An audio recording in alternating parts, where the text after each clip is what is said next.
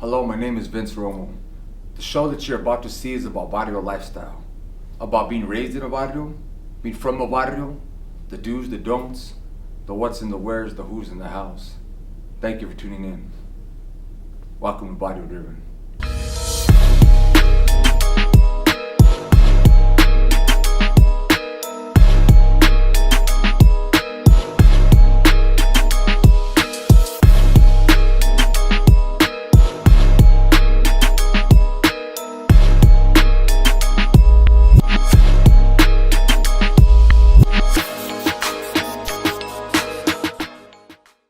So today, I have the honor of sitting down with, I could call him a friend now, a gentleman who is an amazing tattoo artist, which you're gonna see some of his work, you're gonna see his tattoo studio today. But before we get into that, he's gonna give you guys a brief introduction of who he is. Steven Reyna, thank you for being here today. Welcome to Barrio Driven. Give the audience a quick brief bio of yourself. Hi, my name is Steve Reyna, also known as the Ink Pirate. I'm from up in California, and this is my story. Tell me about your childhood, Reyna. How was it? When I was young, and me and my mom were by herself, my dad was in jail. They had me young. My dad was 17 and my mom was just turned 18, but he was in Camp Scudder, so he didn't get to see me born. I think around that time we were living in Pomona off of Indian Hill, and later on he ended up getting out and we started our family. I believe as far back as I can recollect is we were living in Ontario off of J Street up until after my kindergarten year. And my father, he's a cement mason and traveled with my grandfather, so we ended up taking off from there and going up to Sacramento, and I did first grade there. And how was your relationship with your mother and your father? Tell us about that. Were they like, did you have a great I always relationship? loved my mom. My dad, he was cool, but he had his flaws. He's pretty abusive towards me. Like what? Gonna talk to me? I don't know, just every time he would get mad at certain situations, when things wouldn't go his way, he jacked me up a little bit. Did you? Beat you a little? Yeah, but, Did you, so I heard you say that you loved your mom, but your dad is, as you said, he was abusive. How were your feelings towards your father at that time? I hated him. Really? Wow. Yeah. And, he was the type of person that, he was a young dad trying to raise a child, a child raising a child, and I don't think that he had the right tools to handle certain situations, so his frustrations would get out of hand and just pretty much take it out on me. Take it out on you? Yeah. Can you, and on this show, this show is, we want to know everybody's story. And so, as you know, we do hit our members, pretty hard. Tell me one night or one situation that affected you as a child, as whatever your father did, whatever. Well, he used to cheat on my mom. And, he would take me to this apartment and I'd be like, hey, what are you doing? This and that. And he's all, just wait in the truck. And he'd go up there, he'd be with the lady, and I'd be sitting in the truck for like 3 or 4 hours until my mom would get out of work. And then, finally it got to the point to where I had to tell my mom, like, hey, you know what? My dad always takes me over here to this place and he has me sitting in the truck. She was like, what? Are you serious? Can you show me where this place is? And I was just like, well, I don't know the streets because I'm little at this time. Yeah. I don't know what streets are or signs are. Yeah. I go, I don't know the streets, but I know that if you start driving, I can point the direction. Yeah. I know that it's over here by the school. Yeah. So she goes and she's going up and down the streets. And she makes a U-turn. She comes back and she goes, I go, hey, that's the apartments right there. That's where I go. Yeah. And I think she already had a suspicion of his mischief ways. So she, she goes, oh, is it, so-and-so? And I was like, yeah, that's her name. So we go in there and I go, yeah, that's the apartment. So she goes up there and knocks on the door.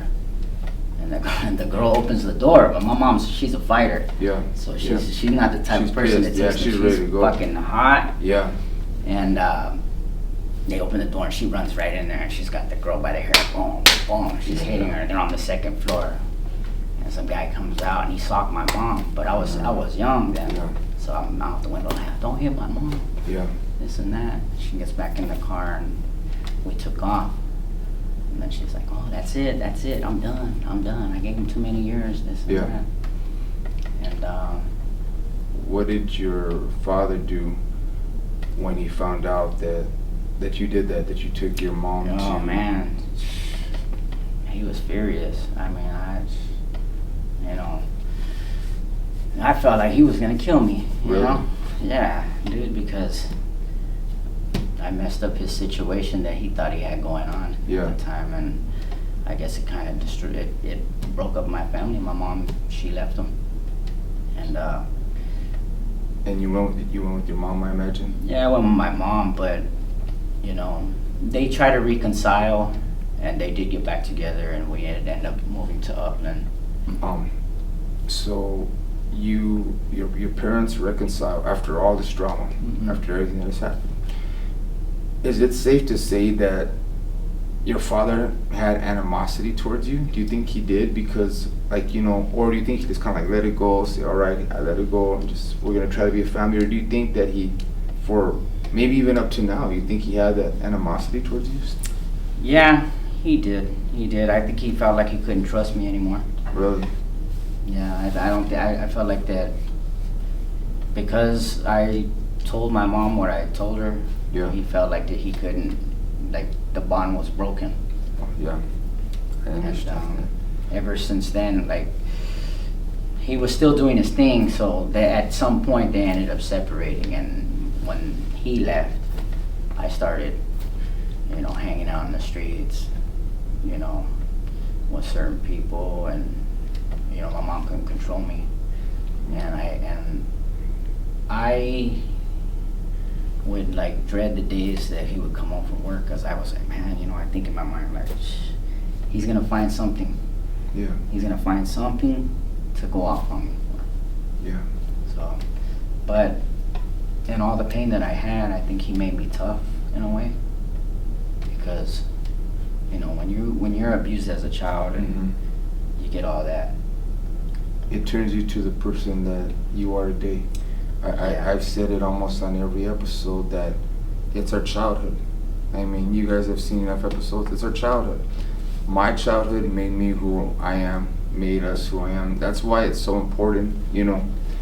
He had said something off camera earlier, and he said that we have to be involved in our kids' lives. Yeah. We have to be better parents, but because they're seeing us. They're our eyes, they're our ears, they see everything, So if you're drinking every day, that's okay. If you're getting high every day, that's okay. If you're out there, doing whatever that you're doing, you're out there cheating, you're out there, it's okay. And that's what we're teaching our kids, and that's something that we don't want to teach our kids, that it's okay, I truly believe that we've lost a lot of our morals that we once had, but and people say, oh, well, it's the world that we live in today. No, we all have choices in life, ain't they? We have a choice to do good, or we have a choice to do bad, and we're going to continue. So you guys moved to Upland, and as you said, that your father was abusive to you, and after you ratted him out, you got, your mom, but even after that, they still got back together. Let me ask you a question. We've talked a little about your dad. What about your mom? You said that you loved your mom. She's a sweetheart. Really? Yeah. She raised 4 kids on her own when my dad was out doing whatever he wanted, and she was working jobs, 2 jobs at a time. So I had to watch my brothers and sisters. We didn't have a babysitter. it's just like that. So your mom is working 2 jobs. Yeah, you sound. What's your mom's name? Her name's Anne Marie. Is she still alive? Yeah, she's still alive and doing well. Really, Anne Marie. I commend you. Yeah. Thank you for doing the best that you can, and we appreciate you at Barrio Driven. We salute beautiful, amazing women as yourself. So thank you. So your mom is working 2 jobs. Your dad is. I mean, did your dad work or did your dad? He worked. He used to work for a steel company in Fontana, and he was just more like, I guess, more reliable on my mom. Yeah. Because she was pulling most of the weight. Yeah. And it was very complicated because my mom was always stressed out, and it would cause arguments a lot. Yeah. So, Right. when you see people arguing back and forth, it gets old, and people get tired. And did he ever hit your mom, or did he ever? Yeah, I mean, come on. If he was hitting me, he was hitting her too. Yeah. And it's Yeah. it was a nightmare. It was Really? a nightmare. Yeah. As hard as I'm sitting here, I could see. You guys could see, but I could see more. And I'm hearing him, and I could see in his face, I could see in his eyes, that even still that there's a lot of pain there. I don't know what you went through, Canalito. And but I can assure you that it wasn't for nothing. And I am sorry that you've had to endure what you've had to endure, man. Yeah. As you said, that your father did beat you, and he did beat your mom, and that's what this show's about being real, expressing the things you've gone through. What was the worst fight that you've seen your parents, man, your father? What was the worst fight, if you can remember one? To be honest with you, I don't even know if there's any worse or they're any good. They were all bad.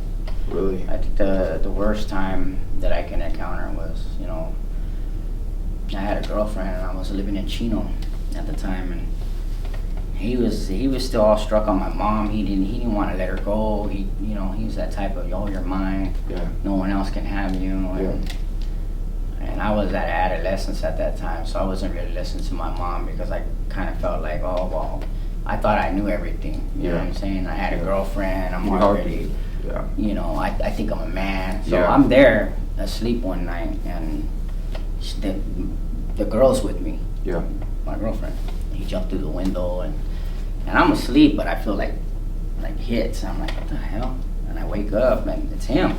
Yeah. And he's hitting me. He's hitting you. He's hitting me, and he's telling me, oh, you ain't gonna listen to your mom, this and that. So then she comes out, and she's like, what the hell are you doing, this and that. And it was just a big old thing. She goes, I told you he's not listening, but I didn't tell you to jump through the window and beat him up, you know? But I'm a teenager at this time, so I'm just like, I took the punches. But it was embarrassing to me because in front of your girl. I got beat up in front of my girlfriend. Man, that sucks, man. Yeah, that's heavy. Us as men, we I'll be honest with you, we tend to be very prideful. And so to be beat up in front of your girlfriend, it doesn't matter any age, that is humiliating. It doesn't matter if you're 17, it doesn't matter if you're 45. That's humiliating for us as a man. And that does something to us. In case, ladies that are watching this, I'm a man, that does something to us. It makes us actually be more harder inside. It makes us more quicker to jump, more quicker to fight, more quicker because we've just been humiliated. And especially in front of someone that we kiss, that we hold, that we're, being intimate with. So I understand you, Guna. I understand you. That's a lot of buildup, over years and years and years. And then, I get into high school and stuff, and, I'm always fighting with people. Why am I fighting? Because I got all this buildup, this hate. Yeah. And I'm looking for ways to express it without talking to anybody. Yeah. Because it's hard when you're dealing with that. You don't really want to go out and tell your friends, you know, like, hey, you know what? Yeah. I need someone to talk to because this is what's going on in my house, you know, because Yeah. I was taught, you know, what happens at home stays in the house, you know, Yeah. whatever goes on in this house stays Yeah. in this house. Yeah. So I never really talked to anybody and told anybody, but, you know, I had a lot of my primos, Yeah. they know what time it is. Yeah. They knew what's up, Yeah. you know, so we tried to blind that by going outside and playing football and Yeah. baseball and just trying to be outside as much as we could because Yeah. I never wanted to be home. To be home. I was like, nah. Yeah. The sun's already going down. Nah, Yeah. let's stay outside. Back then it was different. You Yeah, know what it I mean? was It's very like, different. there was no cell phones. There was no iPads. There Yeah. wasn't none of that shit. Yeah. It was, you know what, I want to stay out all night as long as I can. But Yeah. then as soon as I heard the whistle, I knew it was my dad. And if I didn't get my ass over there, I knew what was going to happen. What was going to happen? So, but I was the only one that really, you know, had a dad like that because all of my other friends didn't have no dads. Wow. You know, so it was a blessing and a curse. Yeah. I felt like he did keep me in line, and I didn't really start going into the streets until he left. And then I had to be the man of the house for my sisters and my brother. Why did your father leave, and at what age did he leave? He left when I want to say he left when I was 14 years old. 14. Yeah, left when I was 14. So I was already at a point to where, you know, I'm smoking pot. Yeah. You know, we're doing beer runs. Yeah. You know, my mom's at work, so I got the pad to myself. Yeah. So people are coming over, and I just kind of like, I guess I just felt free when he was gone. Yeah. But I took freedom to a different level. Yeah. Because like I said, we started hanging around with the wrong people, and when you mix, you know, pot and beer, you start thinking about different things, and you're watching movies, you're listening to music, and now you want to be a gangster. Yeah. You know what I'm saying? Now you want to go out and steal stuff because we grew up poor. My mom couldn't buy me everything I wanted. Yeah. And I didn't want to go to school and be like, oh, you know, they got nice shoes and I don't have shit. I don't have, yeah. So me and my homies, we used to go down to like Miller's Outpost. Yeah, Miller's Outpost. We used to go to Miller's Outpost and, you know, grab clothes and run out. Yeah. You know what I'm saying? We used to go down to Sports Chalet, take our old shoes off, And put the put on new ones on, and take off. And I remember one guy, he came and he goes, hey. And we turned around, it was me and my cousin Manuel. And he goes, you better not come back here no more and shit. Yeah. We look back and we're like, fuck you. Yeah. So we started you taking took out off, running took and off. shit. Yeah, You know what I mean? yeah. But those are the things that started happening when my dad left the picture. I started getting into crime. And then by the age of 15, I went to juvenile hall. What did you get busted for? For burglary, Burglary? for breaking into a car and stealing radios. Oh, man. Stealing radios is Stealing busted. radios, stealing Alpines and shit. Yeah. You know what I mean? Being Remember my back in the day, Alpines were, remember that? I mean, they even had a song, you know, it's like, the Alpines was a big thing back in the day, you know? Mhm. And, you know, as you said, that when your dad left, you kind of went that wrong way. The same thing kind of happened to me, you know, when my parents divorced. And my mom, she actually got remarried, but the guy that she was married to was very abusive towards me. Right. And so it's just a bad situation. Then they ended up moving, and I ended up living with my grandmother. That's when I started writing them up. So I understand you. Mhm. And one thing, as you said, like your mom, the best that she could, she couldn't get you the clothes, she couldn't get you the shoes, but you still got them Mhm. because you were like, hey, ¿sabes qué? I ain't gonna go without, you know. And that's heavy. That the world, we look at as people, it's a shame, but it's the truth, carnal. That, wow, look at how good this guy looks. He's got those shoes. Look at, he's got this jacket, and I got this. And our kids go through that, gente. You know, our kids go through that. That's why it's like, it's very important that when they come home, if we're not able to get those things, then there's nothing wrong. The most important thing that we give our kids, gente, is love. Is to love our kids. Help build them up. Help raise them up.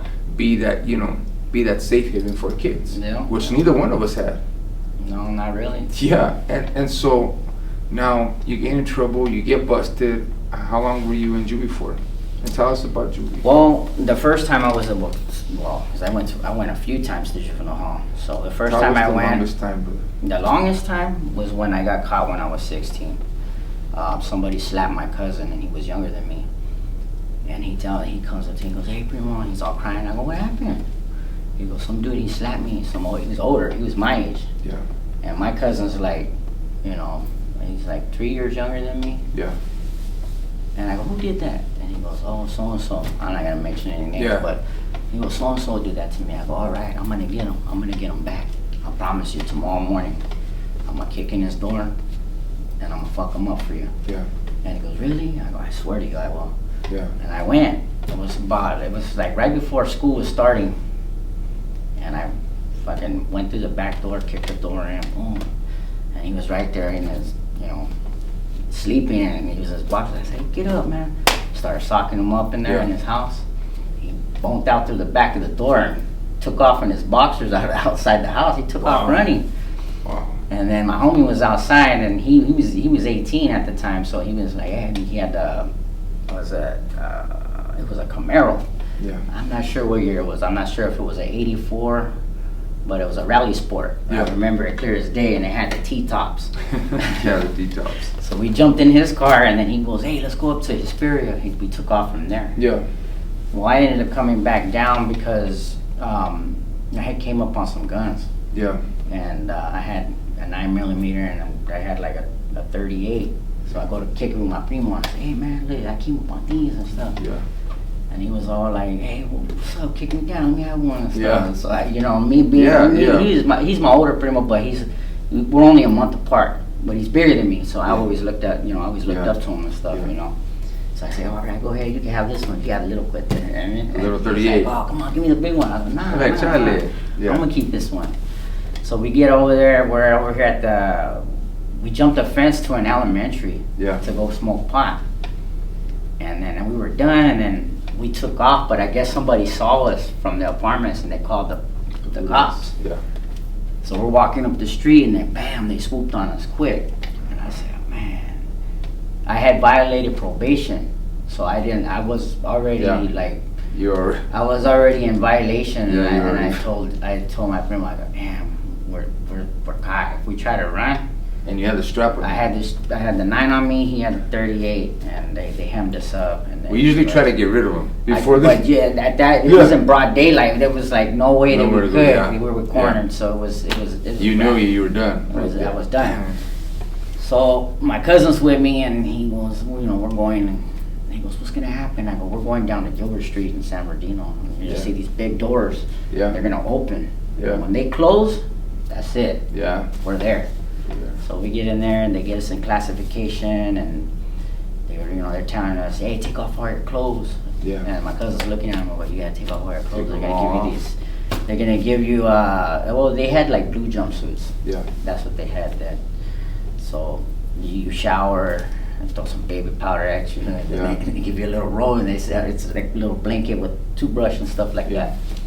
So we're there for about an hour talking, and he goes, "Damn, what do you think's gonna happen?" I go, "We're probably gonna have to go to court." I go, "But I'm gone, dog. They told me last time that this is it for me. I'm gonna have to stay until I'm 18. You, on the other hand, they're probably just gonna put you on probation." So they took us down to the unit, and at first they didn't know that we were co-parts. Yeah. So they have us, we're in the day room together, and then at some, we're chit-chatting and stuff. And some lady, she was like, "Oh, you guys are co-parts. You can't be, integrating together. Go put him in that cell and go put him in this cell." So we're in there, and it's a trip because, juvenile hall, you think, oh, they would have like, dorm, and it's not crazy, but literally they have everybody in solitary confinement by themselves, like a shoe program type thing. And you have a little flag that you put out the door if you need to use the restroom and stuff. Let them know. Yeah, but sometimes the staff's assholes, so they don't give a crap. Gonna do shit. Yeah, they don't so some of these care. kids were over there pissing in like little milk cartons and stuff like that. Yeah. You can hear people in the hallway crying, "I want my mom." Wow. Crying in That's the nighttime crazy. and stuff. But I had already accepted the fact that That you're there. This That is what right it is. here. Yeah. So he ends up getting. We're going down because they have it's like overpopulation. So once you get sentenced, then they say, "Okay, well, where are you gonna go?" He's going to placement. This guy's going to boot camp. This one's going to YA. Yeah. You know what I'm saying? So you go to where it's a different unit. So where you're already sentenced. Now you're just waiting to see when they're gonna pick you up. Yeah. And your primo who is actually older than you, this is his first time there. And so he's looking up to you like, man, Primo, what's gonna happen? What are we gonna I'm giving do? them the rundown. Yeah. You know what I mean? Because this is kids, so there's not really any politics. Anything goes. Yeah. You know, so there's no Exactly. hey Holmes, There's- we're sticking together. There ain't none of that shit. You know what I mean? Exactly, and there's, you know, people are fighting from like whatever, you know what I'm saying? If there's no exactly what you said, it's, you know, hey, this homie's from this barrio, this homie's from that barrio, and it's kind of like, exactly. But, I mean, there was people from everywhere Yeah. that I met there. It wasn't really like too crazy to where it was like, oh, you know. Yeah. But when things did pop off, it popped off individually with Yeah. that person and that person only. Yeah. It wasn't like it was a big old riot or Yeah, anything like exactly. that. That's exactly what So I it was. was more or less just like boom, boom, someone's gonna get them up real quick. They're gonna be in the laundry room and handle it, and then handle they're the gonna walk business. away. Yeah. But you're gonna have there people are gonna press you, Yeah, and that's just the way it is. Yeah. And the first time I went to boot camp. I went to a place called Hard Bar, and I was there for a minute, and I thought I was gonna get out, but that shit that I did to that dude, yeah. it came back to haunt Oh me. man. So I'm getting down to where it's like, all right, I'm getting close to the pad. I didn't think they were gonna keep me until I was 18. I thought I lucked out. Yeah. And then 2 weeks before I thought I was gonna get out, they take me back down to the probation. Yeah. And I go, what am I doing here? He goes, well, we're gonna recharge you for a home invasion and assault that you did. I go, what are you talking about? He goes, well, this guy, he pointed your face out in your high school, you know, Yeah. Yearbook. the yearbook. Yeah. So I was like, oh man, you see, got anything to say? I go, I ain't got nothing to say. Nah, you got nothing. Yeah, you got nothing to say. Learn from that. If God, mum is the word. I Yeah, said, I ain't got exactly. nothing to say. But then they end up transferring me to a maximum security unit, Yeah. which is now these are young murderers. These are Yeah. people that are they're gonna do juvenile life. They're gonna go to YA, and then from YA they're gonna get transferred to prison. How was that for you? Because that was the first time that you were there among that, you know, that population. Like, how was it for you from where you were at to there and saying, man, you know what? These people right here are doing some serious time. It was a shock because, you know, when you start thinking about it, now you're doing a coin toss and you're saying, well, I think, well, am I gonna go to YA or are they gonna send me to another camp? Yeah. Well, they end up sending me to another camp, but this one's more of a structured camp. So it's all the way up in Sacramento. Yeah. It's a place called South Springs. And when I got there, you know, I'm from Southern California, Yeah. and as soon as I got Oh, processed, yeah. they go in a dorm and it's got wings, so they spread out. There's wing 1, wing 2, wing 3, wing 4, and on each wing they're double bunks. Well, in the center there's a bird bath. It's Yeah. like you step on it, Exactly. the water comes out, Yeah, you wash your exactly. hands, Yeah. or if you want to get a drink of water, there's Yeah. you can do that. Yeah. So I'm right there washing up, like, and then I hear somebody says, he goes, "You're a scrap, huh?" I go, "What?" I don't even know what the hell that means. Yeah, what that You know what I'm means, saying? yeah. It doesn't even register to me because Yeah. in my mind I'm like, I've never heard that terminology before. Yeah. And he goes, he starts laughing. His name is I can't stand that motherfucker. Really? Well, we won't say his name. We'll cut his name out. But I was gonna say, basically, they're telling him he's from Southern California, and you know, of course, as you guys know, there's always been that the northern and southern that don't, you know, always see eye to eye. But go ahead, can I? So I ended up, some guy comes up to me and goes, "Hey man," he goes, "all these dudes right here, Yeah. they're all norteños." He goes, "You're the only one that's from Southern Oh California." man. And I was like, "Really?" He goes, "They're The gonna only one. press you tonight when they turn the lights off." You're the only one. I'm the only one because they had just opened this facility in Southern California, Yeah. but that's all the kids that got busted up north. Yeah. They're all there already, and there's a lot of them. I'm talking about at least 60, yeah. And then they go, yeah, some dude from Southern California, he came up before, and they wrote him out Yeah. and stuff. He goes, there's some fool, his name's, well, I'm not gonna say, he was Yeah. from Stockton. Yeah. And he came and I was laying on my bunk. He passes by and he honked a big old loogie on my blankets. Oh no. So I knew right there, I was like, man, I gotta get him up. Yeah. So I jumped out of bed and we started fighting right there. Yeah. So they take me and him, and they put us in this thing, it's called the boot. Yeah. So you're there by yourself, Yeah. he's there by himself, and then they're gonna determine what they're gonna do with you. Yeah. Whether they're gonna send you back to the halls and reclassify your case to see if they wanna send you to youth authority now. Yeah. And they brought us both out, and they were like, oh, you gotta get along, this and that. And, you know, it was tough for that first 2 weeks. It was Really? tough. It was really tough. It wasn't until they started bringing in kids from Southern California, That you were okay. then they started coming up, Yeah. and I was just telling fools like, hey, we have to stick together here. Yeah. There is not, even the blacks, the Southern California blacks were like, and I was surprised that they had my back, because they didn't, you know how it is when you're Yeah, of busted. course, It's of you know, course. every race sticks to their own. Yeah. But there was this dude, they called him Blue. And he was like, nah, man, I'm not gonna let them do you like that. He goes, that's not cool and shit. And I was like, you know what, if I have to fight every day, then I'm gonna fight.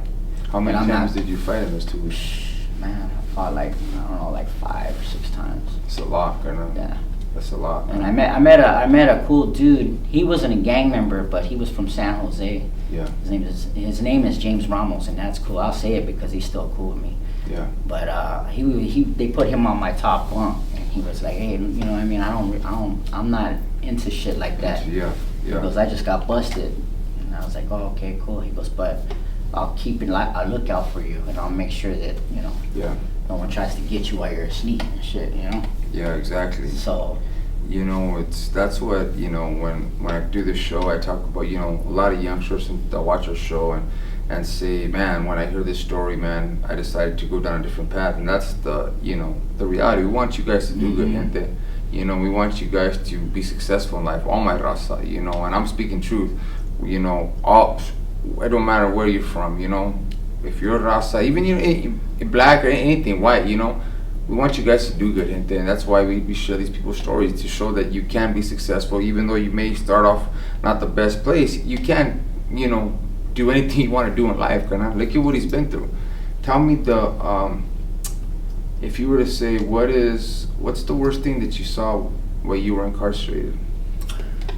well, it depends, because I went to county too. Yeah. And I did a county lid, and I know that the county was way worse, because now people are getting stabbed. Yeah. You know what I'm saying? I was going to court in county, and I just remember, like, you know, they put everybody, you know, Yeah. by where you're going. You're going to Atlanta, you're going to, where you're going, Rancho Court, you're going to San Bernardino, Yeah. wherever it is that they have you in the Yeah. cages, but there's a line Yeah. for people that are catching the chain to go upstate. Yeah.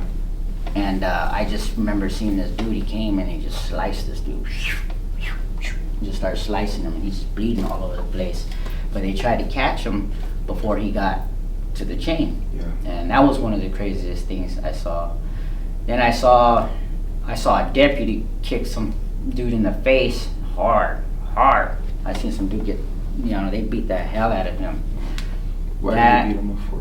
Oh, because they told him to fall in line, and Yeah. he took too long. Yeah. So, And that's the reality. You know, a lot of people think that it's just, you know, just the inmates fighting, or just, it's not only, you know what I'm saying, it's the deputies. There's a lot of, you know, I mean, it's the reality of it, you know, when you're incarcerated, you know, and it's not, how could I say it? It's a place you don't want to be in, and that's the reality of it, you I know. don't. And then I seen, this is crazy, man. I remember when I was in the intake in the county, before, you know, everything's going on, and this is just after I caught my case and I went in. There's a guy in the tank, and I'm looking at him, and he's like, you can tell he's hyperventilating. Well, he had a heart attack in front of Oh everybody. my gosh. He had a heart attack. He grabbed his chest. He's like, and he fell back. And then we were all like pushing the buzzer, like, hey, Yeah, this guy's having a heart attack. You know, and they drug him out by his feet. And, How long did it take for them to get him? They get him pretty well, quick? they got him, but it was just a trip to see that. someone have a heart attack right in front of you, because it can happen to anybody. Yeah. You know, but I think he was just so stressed out from being In there. going in there, and he's Yeah. seeing all these people, and he had a heart attack right there. Wow. So let me ask you this, Gana, as you know, during your child, well, I don't want to call it childhood, but during your teenage years, during, you're already being in and out of prison, you know, in jail. You're already being in and out of, you know, juvie, you know, YA. You get out. How old were you when you got out? I was 18. So you're 18 when you get out, and you start gangbanging. Well, I start hanging around with people that are from gangs. Yeah. You know, maybe I didn't just get into gangbanging like that. I was Like more that. or less of a renegade. Yeah. You know what I mean? I had everybody that I messed with, they were all from gangs and stuff, and I was like a career criminal. Like, I like to come up on shit and Yeah. and make money and stuff Yeah. like that, but I was doing it all in the wrong way. The wrong you know, I'm way. robbing people. Yeah. You know, I'm looking for different people that, you know, that sell weed, that have Yeah. big pounds. I'm like, all right, I'm gonna take this I'm dude gonna down. rob this I'm dude. gonna get this fool in the morning. Wow. Because I would come early in Yeah. the morning. Yeah. And I'd be over there at 5:30. You know, when everybody's getting ready for work. Well, here comes Stevie. He's gonna go get this dude real fast. And one thing you did tell me is, you know, of course you're gonna get whatever you want by any means necessary. Am I right? Mm-hmm. Not only that, but you also know how to fight. This gentleman was a boxer, so it's kind of like, hey, you're gonna give me what I want, and if you're not gonna give me what I want, you're gonna get beat. Am I correct? Correct me if I'm wrong. I used to tie people up, man. I used to Tell us like, tell you us the know, worst like, thing, man. I would take people, like, Yeah. come on, let's go. Put them in the trunk of their car and just Wow. and dip out. You know, I would do some crazy shit. You know what I Yeah. mean? I shouldn't even be out right now. Wow. I should be locked up for life. But God's I guess God, you know, has another had plan. otherwise. But I'm not proud of the things that I did. Yeah. I'm actually ashamed Yeah. because it didn't bring me anything. Yeah. You know,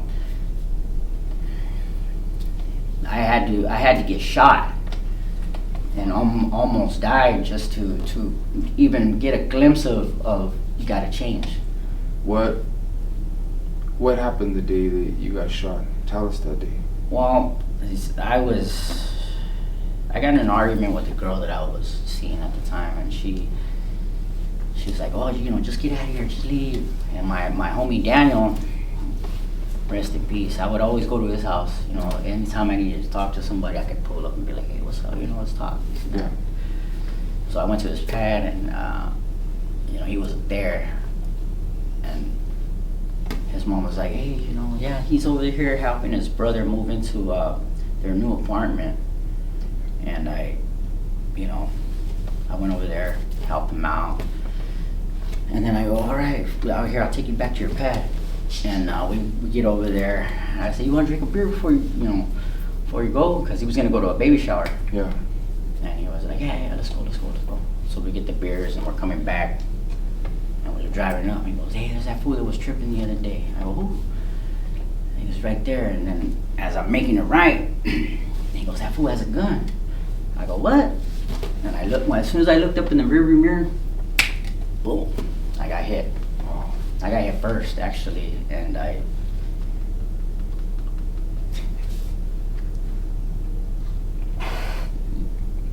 You know, family.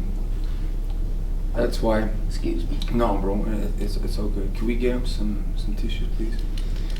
You know, when people come on here, it takes a lot. It takes a lot for someone to come and share their life, to share their story.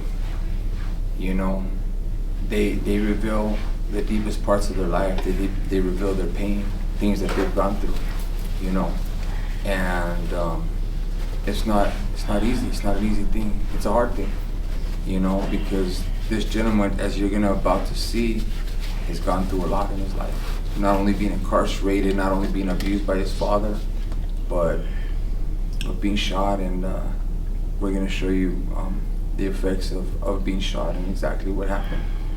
I just remember, like, I saw the darkness, and I knew at this point, I was like, you know what, damn, this is it.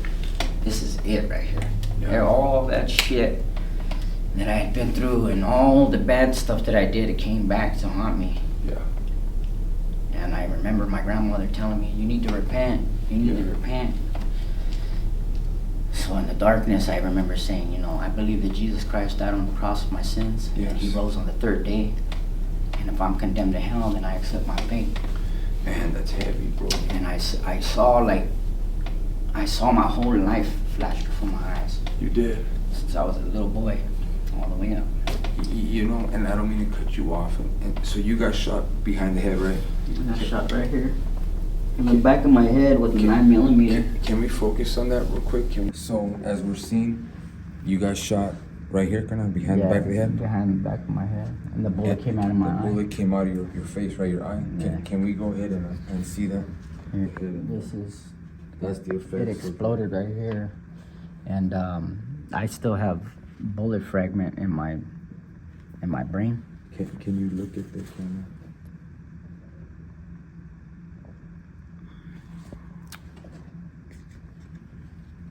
Wow. Yeah.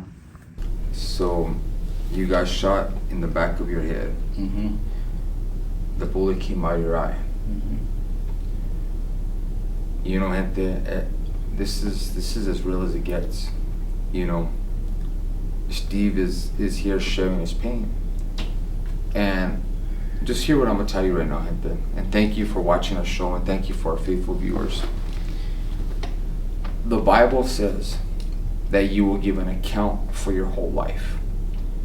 And many people that I've talked to that have had near-death experiences, they see their entire life. And that's why I encourage you guys to live a good life. Because just as Steven said, we're all gonna go. We don't know if we're gonna go tomorrow, today, in a year, in 20 years. But we know we're gonna go.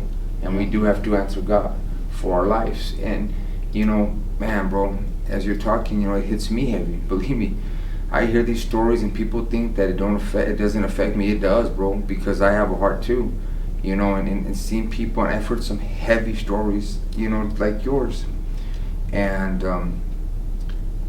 man, bro, you know, you have me getting, you know, because it's like, as you said, it doesn't even stop there, you know. Like yeah, I want to hear it keep going, bro. So you got shot. The bullet goes out you get shot in the back of the head. The bullet comes out of your eye. You lose your eye. Well, I don't even know that yet. Okay. All I know is that okay. Then I saw the light. Yeah. And it came to me. It was just like I don't know, like I was staring at the sun. Wow. And then I took a deep breath. I was like, and I was like, fuck. I just felt like warm right here. I was like, damn, I felt like warm hot water. And then I hear, bah, bah, bah, bah. And I looked at my friend and he goes, oh shit, oh shit. And I grabbed him and I said, don't get out of the car. Yeah. And when he jumped out of the car, they shot him in the back. And I could see him run. He made it about 40 yards and he fell out on the grass. And I hear, bah, bah, bah. And the car's starting to rock, like the bullets are hitting the car hard. Yeah. So I myself, I'm like, if I don't get out of the car, I'm gone. Yeah. They're gonna run up on me and finish me off. So Yeah. I opened the door and I fell out, but as I'm trying to run, I don't have any balance. I'm like I'm dizzy. Like Yeah. even if I was trying my hardest to run, I couldn't. You couldn't. I fell on the floor. Yeah. And I'm crawling and I hear boom, boom, boom, boom. And none of those bullets hit me. And I got to where there was a van. I stayed right there. And then I was walking up and I saw my friend after the gunshots were done. Yeah. He's right there. I'm like, oh, I'm gonna go get help. I'm gonna go get help. So I knock on the door. And his sister answers the door and she just screams to the top of her lungs. And I don't know what she sees, but she sees me. Yeah. And I don't know what I look like yet. Yeah. So she ran past me, and I get to where I walked in this house, and I'm looking down, and there's just blood falling. It's just falling all over the floor. Yeah. So when I get to where the bathroom is, but I didn't look yet, and I peeked my head in, and I said, oh, fuck, oh my God. Yeah. My eye was hanging out of my, half of my eye was hanging out. Out of my face. So I went back to his room and I sat on his bed and I was just like, I started to try to control my breathing because I could feel my pulse was like, it was just, and I don't even feel no pain. I don't feel nothing. I just was in shock at the time, and so I get on the phone and I call 911 and I was like, hey, my friend got shot. I need you guys to get down here. I'm not sure if I got hit with glass or if I'm shot or something, but my eye's hanging out of my face. And my homie Crook comes in. Hey, what's up? You all right? Oh, fuck, Stevie. So he automatically runs out, comes back in, and he has a big old towel, and he just put it on my face, and he says, lay down, just lay down right here on the floor. Don't worry about it. Well, we got it from here. Yeah. And I could just hear my friend from outside of the door saying, I can't breathe. And then he stopped talking. They took about, I don't know, like 40 minutes, man. I was laid out right there. So before the ambulance came, it took about 40 minutes. 40 minutes. And then they got me. They put me on a gurney, and they drove me right up to the hospital, and they put me on a helicopter. And I got airlifted all the way to Arrowhead Regional, where it's the trauma center out there. And then I'm on top of the roof, and I swore I saw my mom and my dad, but they say they weren't ever there. Yeah. They put an IV in my arm, they cut off all my clothes. And he's like, oh yeah, the doctor's like, count to 3, and we'll see you. Boom, I just passed out. Now I'm dreaming. And I wake up, but in my thoughts, I'm like, well, maybe that was all a dream. Yeah. And then reality kicks in because I have a hose in my throat, and it's in my nose. And I'm handcuffed to a bed. Yeah. And I'm telling myself, it really did happen. Yeah. So they take everything out, and they're like, hey, how are you doing? You okay? You feel any pain? I was like, no. So they fucking give me a little more morphine. Yeah. And then I fall back to sleep, and I wake back up again. And then my homie came in. He's one of my uncle's friends. He's older. He's probably your age. Yeah. And when I see him, this is a tough guy, man. Yeah. He's big. Yeah. And he's crying. Yeah. And I'm like, wow. But my whole head is all swollen. This eye swole shut. I got bandages like that. I don't know what I look like, but everybody else could see me. Yeah. And he goes, man, Stevie, I can't even look at you. It hurts me. So he pays his visit. He leaves. Then my homeboy Alfred comes. They come to see me, and they've always been good people to me. I've always went to their house whenever I wanted to hang out. Yeah. They've always fed me and took care of me. And he's crying too, and I'm just like, man, is it that bad? And then he leaves. My mom comes in. I'm not even worried about me. Yeah. And I ask her, hey, how's Daniel doing? And when she put her head down, that's when I knew he was gone. She said he didn't make it. What was his name? His full name? His name was Daniel Gonzalez. To the family of Daniel Gonzalez, you have our deepest sympathy, and you have our condolences.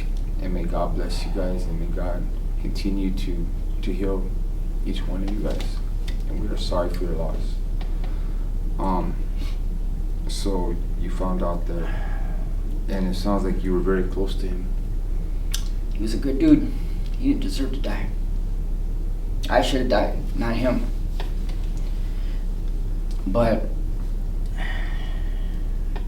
I decided that I had to live for both of us.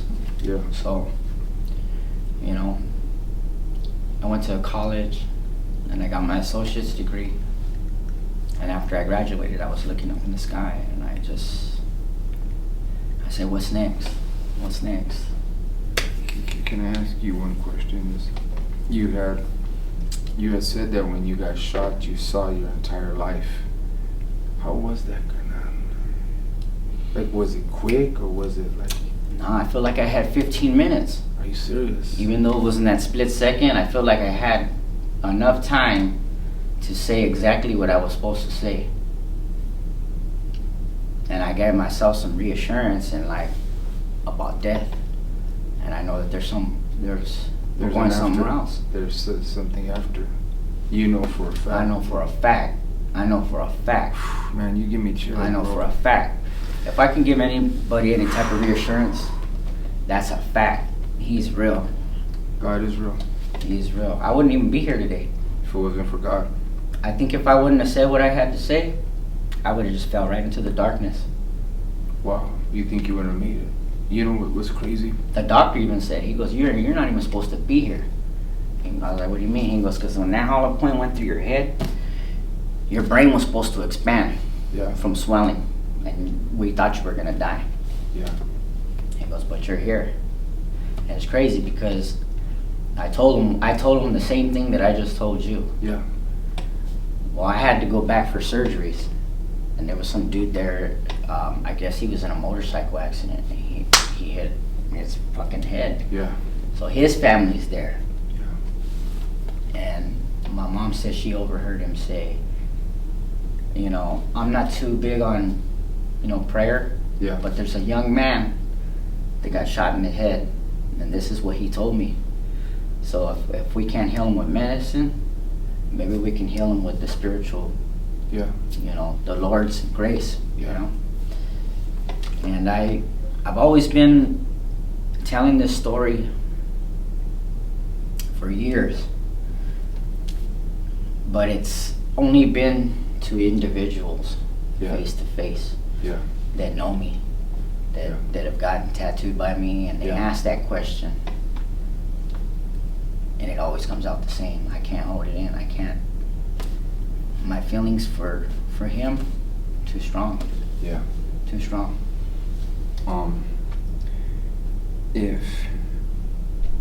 If you could go back in time,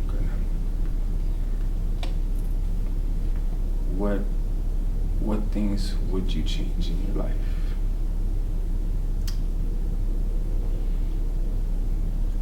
I would have stayed in school, and I wouldn't have been ditching and stuff. I would have accepted the fact that if I had to wear the shoes that my mom could afford, I should have just did that.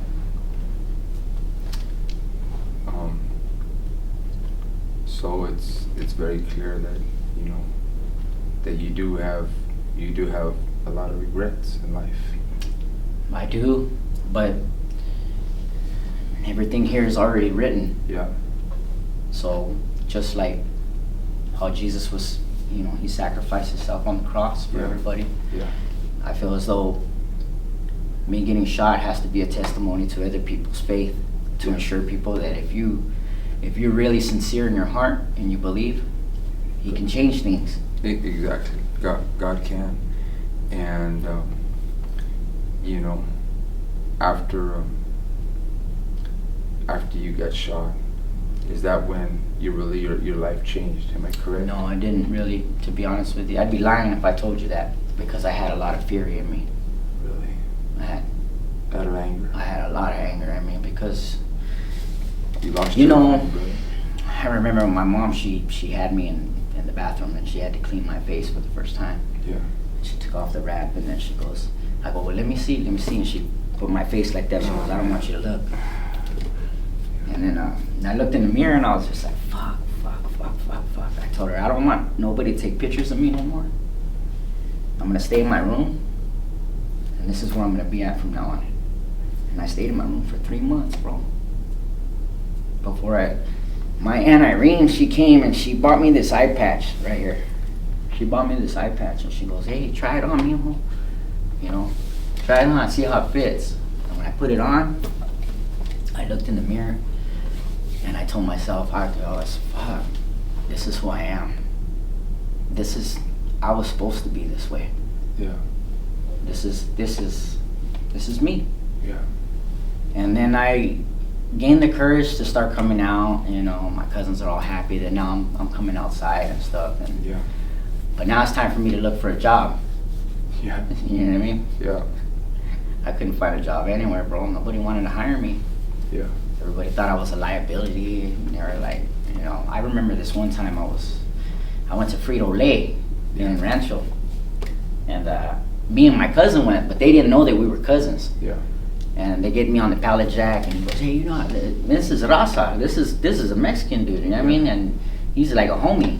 Yeah. And he was like, hey, man, you know how to operate the pallet jack? And I was like, Yeah. But I want a job bad because, you know, I have stuff to pay for and stuff. You know, I have a daughter at the time. Of course, And he's like, yeah, you know what? I'll hire you, but you got to go get a medical release form. And I said, well, if I go get the form, I got to drive all the way to Redlands to get it, and then I got to come back. Yeah. For sure. He goes, yeah, you got the job. Well, my cousin's there. He got the job. But remember, we didn't tell him that we were primos. Yeah. I left and I come back, and they were like, oh, the position's already been filled. And my primo's walking out. And I go, what's up? He goes, man, fuck these vatos, bro. He goes, as soon as you left, they were all laughing at you. You know how mad that made me? Yeah. I had to downplay. I had a good job. I was working at a pharmacy company. Yeah. Before I got shot, and I lost my job. I had to downgrade my standards in work, and I was working at Del Taco on a grill because I needed to make some type of money. You need to make money. I always knew how to draw since I was a kid. Yeah. And I said, man, I got to get something going, man. I got to get something going. And I said, maybe I should try tattooing. One of my aunts, she was like, yeah, you should be a tattoo artist. They make good money. Yeah. And I bought me a little bullshit, you know, tattoo kit. I mean, it's like some shit you get off of Amazon. Yeah. And you know, people are like supporting me. Like, hey, I got a tattoo buddy. This, that. I don't even know what the hell I'm doing, bro. To be honest with you, it took years for me to even get where I'm at right now. But I did it, and I stayed consistent with it, and I just kept going. Let me ask you this: when you got now hear what he's saying, gente. This is a man that, you know what, you have a daughter at this time. How old are you? I am 39 today. No, I'm saying at that time. At that time, I was 22. Okay, so you're 22, and you're trying to get a good job for your, and people are laughing at you. And you know what, gente? Please don't ever laugh at people with disabilities. It's just flat out wrong. It's wrong, gente. You know, we're supposed to respect each other, and when you see someone that may be a little bit different, you know, as you said, this man went through a lot of pain. You know, whether you see someone that doesn't have a hand, doesn't have a leg, you know what? We're supposed to be kind, and that's one thing we need more in the world. We need more. We need to be more kind to each other, and then that's the bottom line. That's the truth, Rasa. People can laugh at what I'm saying. People say, he's weak. Nah, man. You know what? We need to be genuine, and we need to be more like God, and that's the honest truth, you know. And I'm sorry, homie, from the bottom of my heart that people laughed at you. It breaks my heart. It gets me upset because, you know what? If we were ever together, and I'm a man of God, bro, I'm not a perfect man, I love God, but if we were ever together and someone ever said something, homie, I'm gonna be honest, homie, it's gonna go, we're gonna get cracking, bro. I'm just being real, homie. That's how it's been with a lot of my friends that do know me. You know, I've been in a lot of fights, you know, even after the fact, just because, you know, people made a smart ass remark. Yeah. And they thought I was gonna let that shit slide, you know. Yeah. I'm not the type of person to do that, you know. Even though I'm trying to do better these days. Yeah. I got a lot of pain built up. So when someone even gets close to that subject, it's on and cracking. It's on and cracking. Yeah. No, and it's understandable, brother. And I've never even sat there and said, "Oh, it's understandable." You know what? I understand you, and I understand. So you're 22, you're working at Del Taco, bro, because you're like, man, you know what? You got to do what you got to do. I actually liked it, to be honest with you. Did you really? I like Del Taco, you know. I actually liked it. They had me on the grill anyways. I didn't really have to deal with any of the customers, so nobody saw me. So nobody saw you. Nobody saw me. I spend the money the same. You know what I mean? That's right, yeah, that's right. So you knew at that age that you could draw, and you ended up getting your first tattoo kit. And I'm gonna be honest with you guys, this guy's amazing. So you get this tattoo kit, and your family's saying you can draw, which you can. Mm-hmm. Tell me about what happens after that. Cause now you have your first tattoo kit. What's going on? You know, this is around the time that I end up getting in trouble again. And now I'm missing my eye because I got into a confrontation with a girl that I was with, and I kicked her car. Yeah. And they got me for felony vandalism. Oh man. Yeah, but I was already on probation for some other stupid shit that I did. So they violated me. They said, you're gonna stay in county for a year. That was after Del Taco. Yeah. And I stayed there, and you did the whole year? No, I did 9 months. Right. 9 months, because they give you good Yeah, time. So of course, yeah. they knocked off 3 months of that. Yeah, good behavior. And when I went there, that's when the art really got good, because I started seeing people that could get down. You were inspired. Yeah, I was inspired. Every time I hit the day room, he was an older dude. I'm not gonna say his name, but I saw that he was drawing people. Yeah. He was, that's how he was making his hustle. He was getting his commissary that way. That's right. Everybody was like, "Hey, what's up, man? Is my portraits are done?" Because he was drawing your hookah, Yeah. your kids, That's right. all of that. You know what I mean? Yeah. And, because that's all there is to do, really, Yeah, besides of play course. cards. Yeah. You know what I mean? And work out. And I walked up to him and I approached him. And I said, "Man, you know what? I know how to draw, but I want to learn how to draw like that." Like that. You know what I mean? And he goes, "Well, you're gonna sit down in the day room with me, and if you're not here when I'm here and I open up the shaders and stuff, then don't come down and sit with me. Don't waste my time." So I would go over there. Every time they opened up the day room, I'd sit right next to him. Like, teach me how to roll up the shaders. You know what I'm saying? And grind up the, Yeah. the lid, and then scratch it on a paper just so that he could pick up the shade. And then he's telling me, he goes, everything's measured by the eye. The nose, this and that, Yeah. the width of the face. He goes, when you start figuring that out, you don't need to trace nothing. You can just draw it. And then I started doing it little by little, and I came out and I had a Yeah. handful of drawings when I got out and stuff. And then I knew that I was like, man, you know what? Now I just need to figure out how to use the machine, Yeah. what inks to get, and I need people. Yeah. Yeah. Yeah. I need We definitely people. need people, and that's one thing about our people can draw, homie. Yeah. Everyone knows that. I think that's. So many raza can draw, man. Yeah. And it's that's one thing. Hey, in prison, in county, wherever you're at, you'll see a lot of ink. There's programs that there's even you're able to buy prison artwork as well. I don't know the links, I don't know, but I know that for a fact. I've been in many places where I see prison artwork, and to all the homies that are out there, that are incarcerated right now, that are doing that, man, I commend you, man. You know what? Keep it up. You're making us proud, man, and just the artwork you guys do is amazing, man. Yeah. So I started doing that, and then like I said, I ended up leaving to the East Coast. Well, this is how it went down. I applied for the tattoo conventions.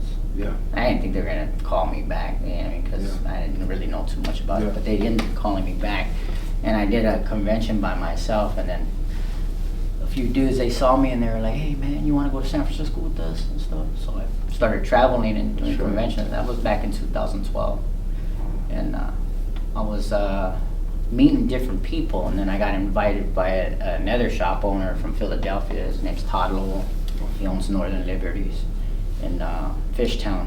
So Yeah. if anybody's ever in Philadelphia and you want to get tattoo work, make sure you visit Northern Liberties. But he invited me to Asbury Park, New Jersey. We did the convention, and then from there the doors opened to the whole East Coast because I started meeting people. Right on. I went to Philadelphia and I was supposed to be out there for only 2 weeks. I ended up staying for 6 months. Wow. 6 months, because the work was just that good. Yeah. It was that good. It wasn't like good, here in Southern California, Yeah. everybody's gotta fight for it. You know what I Yeah. mean? Because Yeah. there's so many people that are good. Yeah. You know what I mean? Every time you turn around, it's like There's a barber. so- Oh, you yeah. tattoo? Well, guess what? So does he. You know? Yeah. And that's the way it is. So you Yeah. really gotta be good to eat out here. You Yeah. know? That's true. So I get out there, and I'm decent. I'm Yeah. not the best, Yeah. but that decent shit, it'll get you by in the East Yeah. Coast, because they don't really have artists the way we do. We over do out here, This yeah. is the Mecca, right here. It is. It really This is. is the Mecca of black and gray. Yeah. So you can go anywhere you want and say different, but I beg to differ, Yeah. because I've seen it with my own We eyes. do. Yeah. So I get there, boom, I'm making connections, doing this, doing that. And then there's another homie, he goes, "Hey man, I'm up in New York. You should, if you like Philly, you're gonna love You're New gonna York." love New York. And I myself, man, there is money out there. I ain't Really? never made as much money in anywhere besides New York. Wow. Yeah, I mean, because there's just so many people over there. Yeah, I know. You know what I mean? Hey, man, there were so many people that I was standing in the streets and I started having an anxiety attack because, you know, you're like, damn, oh, all the these faces, people. the faces are just changing, and just people are just coming at you. And you know, when you're out here in California, everybody drives cars. Yeah. So imagine being in traffic, but instead of the traffic cars, it's people. It's people. It's people. That's insane, huh? Yeah, yeah. That's And then I got my shit together, and I was like, all right, you're here, dude.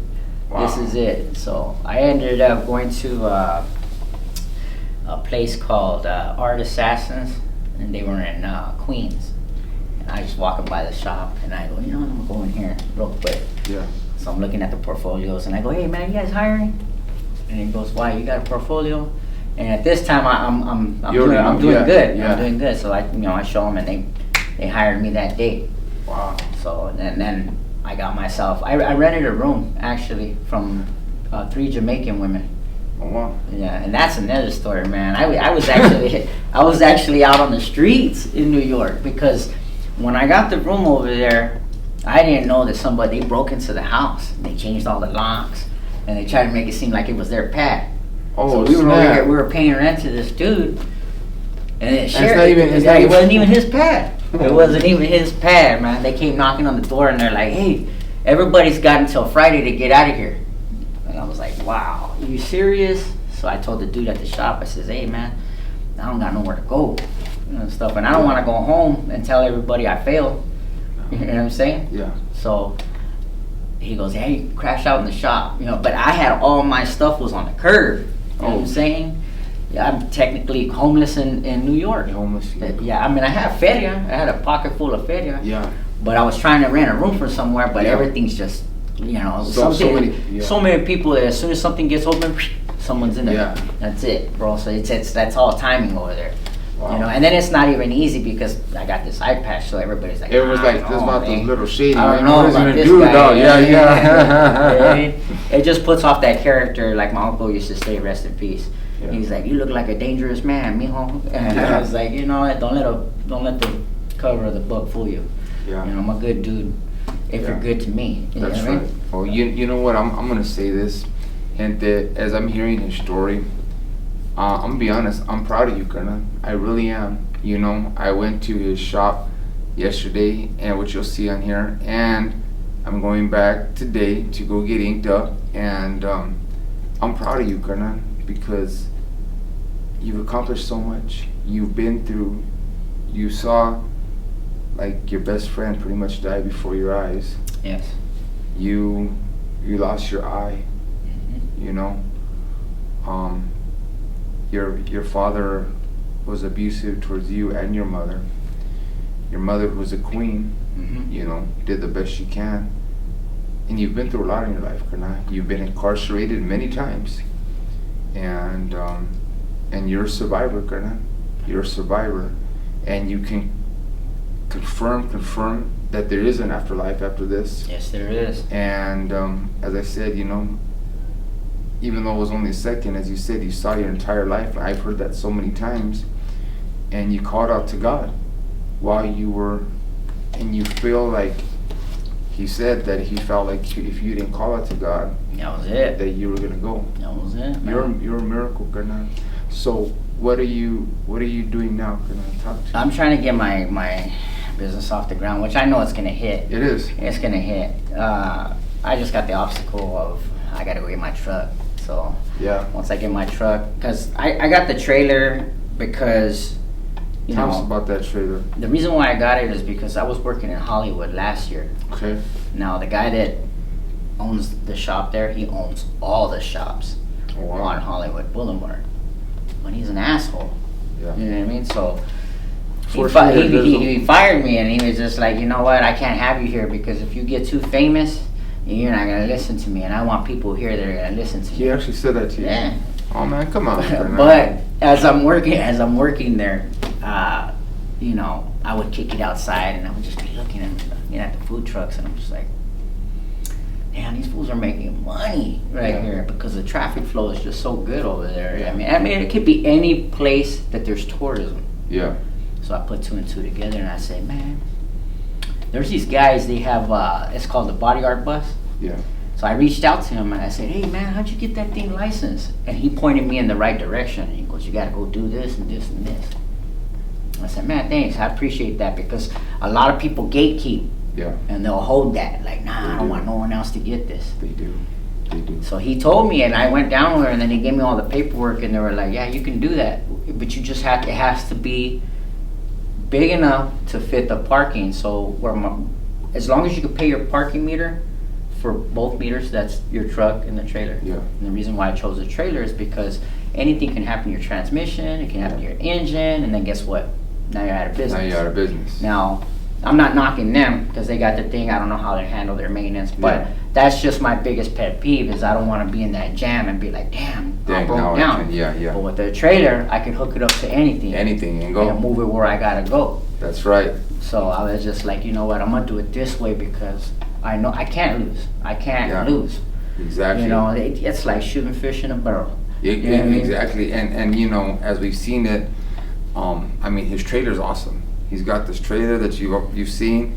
He's got neon lights all around it. It's freaking awesome, dude. He's got a freaking, you know, A because ship of, steering wheel. yeah, because of what happened to him, he has a pirate, a ship, yeah, exactly, a ship steering Yeah. wheel, you know. And dude, gente, go out and support this man. Yeah. I'm asking you, you know, my gente that out here that support me, that support my films, that support this show, that follow me on social media, do me a favor, follow this man. He has an amazing story, and I want his phone ringing off the hook. I want his phone ringing off the hook to go and, you know what, get some ink, man. You know, you're such a success story, and you're an inspiration to me, to, you know, to what you've been through. I'm proud of you, Carnalito, from the bottom of my heart. That's what's up. Carnal, I like that. what is, give him your phone number. Oh, it's 213-810-7998. You could also find me on inkpirate_tattoo on Instagram. That's on all platforms. One more time, the phone number one more time. 213-810-7998. Gente, go get that ink that don't stink, you know? Support this man, Raza. You know, he said something that is true. We don't kind of like, when we get to a certain plateau, we hold things to ourselves. And people will tell you, I've given our gente so many jobs. And whether a music video, whether a movie, whether a TV show, and people could tell you, and if I've given you a highlight, leave in the comments that I have, because I love our people, man. Yeah. I want to see our people succeed. Not only do I do that, I do this show, I also work with organizations. Mass Liberation's one of them. Healing Urban Bodies is another one. I want to see our people, you know, like Mass Liberation, what they do is they help our people come home. They help them, you know, rehabilitate, you know, people that may have had no hope. Healing Urban Bodies teaches the youngsters, hey, there's a better way. You know, you can have success in life. You don't have to go do this down this road. You know, I'm trying to heal our people, gente. But I need your help. He needs your help. Let's be good to one another. We gotta gente. get it off the ground. Get it off the ground. But the good thing is that like when I started because when I bought that trailer, it was all busted, man. Really? And the dude that sold it to me, you know, he kind of calmed me a little bit. And he was like, oh yeah, the water tanks work, this and that. And they didn't. So I had to go in and put up new walls with insulation. I built the windows. You know, everything in that trailer is by my hands. Well, you know what, Gana? Let's go see your trailer. Let's go. Check it out. Let's go. This is Barrio Driven. We're hitting the calles. So anyway, right now we're on our way to Steven's shop. Actually, you know, you guys are gonna get what? You guys saw a little glimpse of it the other day, but today you're gonna see me get a little bit of ink done as well. And thank you, Gana. I'm honored to, you know, anytime someone puts their work on me, it's an honor for me, because that's like a piece of that person. Yep. Dude, let me ask you a question, Gana. Do you feel that? Do you feel like every piece of work that you do, like you're leaving a piece of yourself with each individual? Yeah, I feel like I'm bonded with that person, especially like if we have a deep conversation and they know a little bit about me, and Yeah. I give them information about what I've been through, and I tell them my story. To me, I always tell them, now I'll always be a part of you. Like, you won't forget this story. So whenever you look at your tattoo, remember what I told you. Exactly. That's I think that ink work is something that it's heavy because you have an artist's body of art on you forever. Mm-hmm. And it's I have, let me see, if I were to think of myself, I have, oh man, I think I have 7 artists that, no, maybe 6 or 7 throughout my life that have tatted on me. And so, it's kind of like, what's crazy about that? I don't forget them because, Mm-hmm. like, who tattoos you, bro. Oh yeah, You you're know not what I'm gonna saying? forget who Yeah, tattooed you. you don't forget. That's something that you don't forget, gente. Mm-hmm.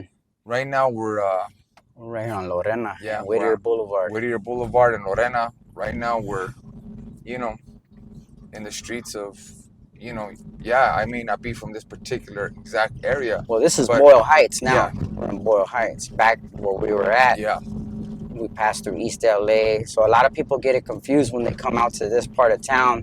They think East LA is just East LA, but it's actually separated. Boyle Heights and East LA is two different things. and we're in fact where we're going over there now. Tell them where we're going right now. We're gonna go over here to Cito Lindo because I'm really hungry and there's a lot of culture right here in all LA.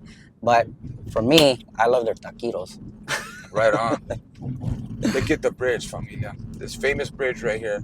It hasn't Yeah. even been here that long. Oh, it's been destroyed. That's the thing, man. Yeah, I was pretty, upset when they started taking the copper out, and now the lights are off. So you only get the beautiful side of it during the daytime. At night, it's really, really dark out here.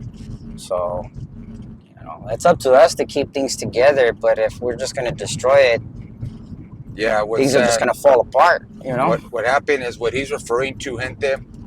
They stole all the copper. This bridge used to light up at nighttime. It looked beautiful. And they stole all the copper. They stole everything that was. It's a shame. Mm-hmm. Right And on. I'll be honest with you. The film industry's tough.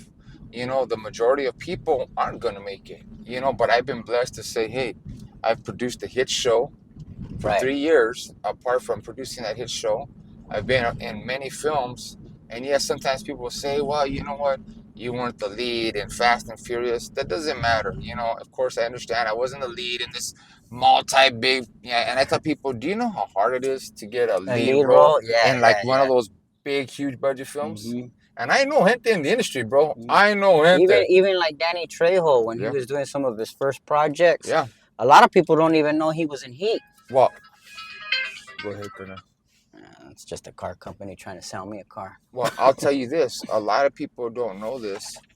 Machete, Mm-hmm. the film Machete by Danny Trejo. Shout out to you, Danny. Shout out to you guys. Much love out to you. Man, good. Solid. Danny's a solid dude, bro. Mm-hmm. And anyway, Machete, they raised funds to make that movie, bro.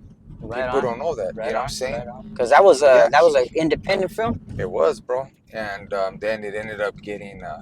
I don't know who picked it up, but it was exactly. They were raising all the funds. You know why? Because it was even hard for Danny, to try to get some lead role. Yeah, yeah. But that was one of the best things that he could have did because it opened many more doors for him Yes, it to did. get those roles. Sometimes you gotta take a chance on yourself, Yeah, yeah.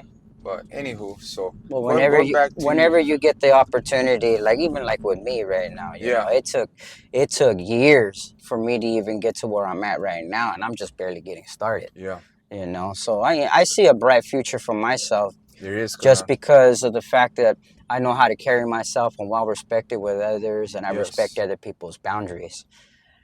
When I went to college, like I was telling you when we were off camera, I said, I took speech. Yeah. And that was one of the hardest subjects to do because when you're in front of people, sometimes people get shy and they're like, oh man, Yeah. They get stage fright. Yeah. But as you get mentored by people to help you break that ice, a lot of people don't understand. It just develops you as a person. Yeah. And that's one of the basics of college is it's not just the education behind it, but it's developing your social skills, and it's going to help you open new doors because you're not going to be afraid to speak up for yourself. Exactly, Colonel. You know, and that's one thing, I'll be honest with you, that's something I respect about you. I've noticed, I haven't known him very long, but this young man, you know, I call you young, you're young, man. I'm going to find a 7-Eleven real quick because I feel young. You are young, Colonel. What are you talking about? I feel young. I feel great, you know. And orale. All right, a 7-Eleven is 0.3 miles. So, for those of you that know or don't know, I like 7-Eleven, man. Why, what's up? What's over there?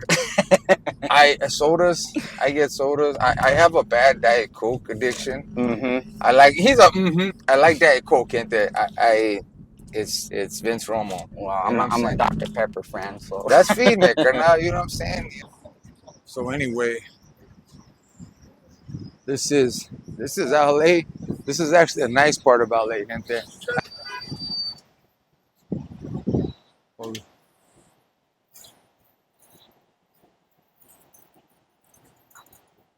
Oh man, I forgot my cup. I should have just freaking. I even. I'm gonna go get my Oh my protein. gosh! You're out of order? Or Oh man! What I came here to get, they don't got. This sucks. Well, I guess we'll cut it here. Yeah, I was saying that this is the nice part of Los Angeles, homie. People don't realize, homie. this is the beautiful This is side. the beautiful side, homie. It is. You start going southbound, then you get into the jungle. Oh yeah, you already just said exactly. When you start going south, you get into the jungle. You guys we ain't showing you a little bit of the jungle. Only when we did the episode of the homeless episode is the only time you guys seen the jungle. That's it.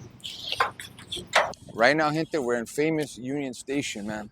This has been here for, híjole, man, as long as I can remember. You know, right across the street is Alvera Street, where my parents, rest in peace, would go there all the time, man. My parents, I'm proud to say, got married. You can look it up. Howland and David Romo. If you want to look it up, got married over here. Wouldn't we be going the long way around, Karna? Wouldn't it be quicker if we just Wanna go that way? Yeah. Across the street? Let's go. Yeah, I think it's quicker. See, we don't even know where we're going, Raza. Don't be laughing. We know you vatos are all watching this laughing. They're like, pendejos. Shout out to the camera woman, Mariah. I'm proud to say that my daughter is amazing, and I'm giving a shout out to where you guys can see this. My daughter, Mariah, films, edits. I call her the boss because she'll say, I don't like that shot. We're going to film here. We're going to film there. I love you, Mia. I appreciate you. Right here. Welcome to Alvera Street, gente. Look at this. This is what we call the panchos. Right here. My people make these. Go ahead, bro. It's okay. Thank you. Look at these are panchos, gente. Look at. Many of these are made out in TJ, Mexico. Right over here. Look at how beautiful this is, Raza. Look at the culture. Look at that.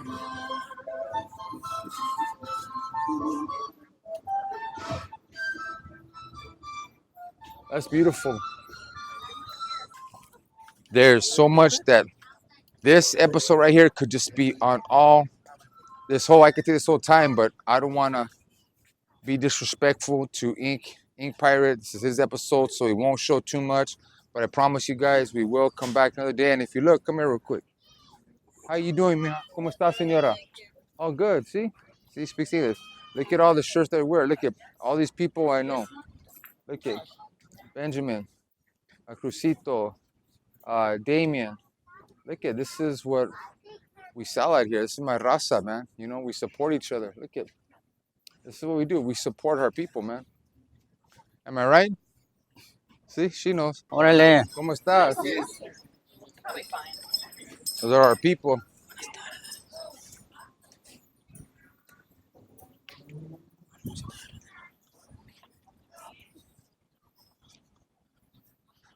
As I said, gente, never forget your people, man. Whether you're black, brown, white, it don't matter, gente. Never forget where you come from. How beautiful that is.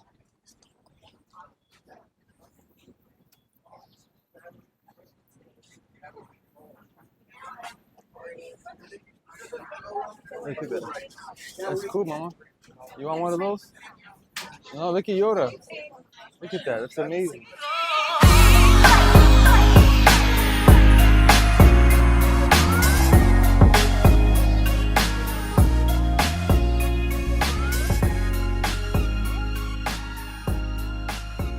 So right now, we're in front of Juanita's.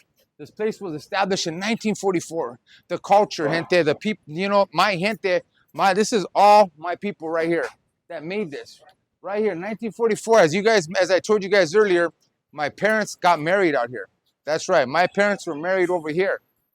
Come on, gente, let's go inside real quick. Let's go inside real quick. Why don't I have a table inside? Oh, thank you, Colonel. What's your name? Carlos. Nice Carlos. Hey, man, the pleasure's mine, man. The pleasure's mine.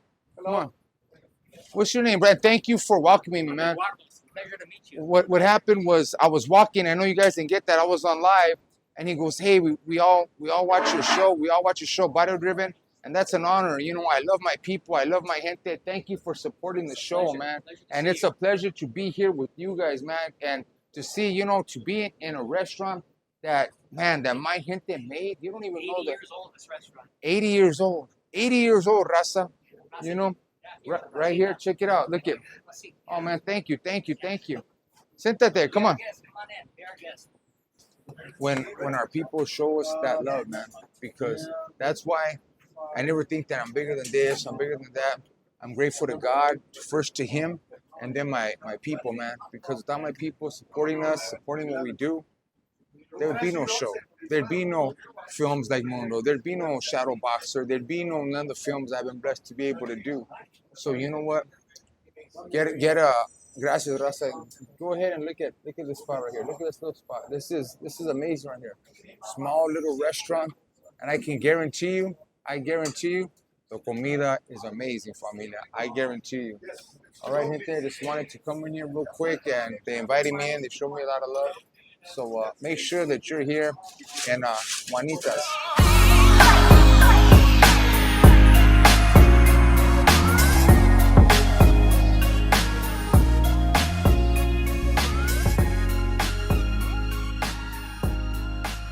All right, gente. So now what we're gonna do, the time has arrived. I'm actually gonna get some ink on me from the one and only pirate himself. We're gonna get king because I am a king. And all my gente are kings. He's a king. This beautiful young lady who's filming is a queen. Sometimes we forget to act like king and queens. But if we look at our heritage, if we look at where we come from, you know, if you go to Mexico, gente, and you see the pyramids, you see that's where we come from. We had kings and queens. We're royalty, gente. Where the blood that's in us is royal blood, man. And so you know what? I don't forget that. I don't forget my people. I don't care where we come from. And so I'm going to get king on me. So you ready to throw some ink on me? You know it. That's right, gente. All right, gente. So this is LA. We're headed back. And We're right here on Cesar Chavez, formerly known as Brooklyn Avenue. Exactly. So next time you'll see us, I'll be on the chair sweating a little bit, you know. So we'll see if I can handle it. You know what I'm saying? You never know. All right, gente. We done.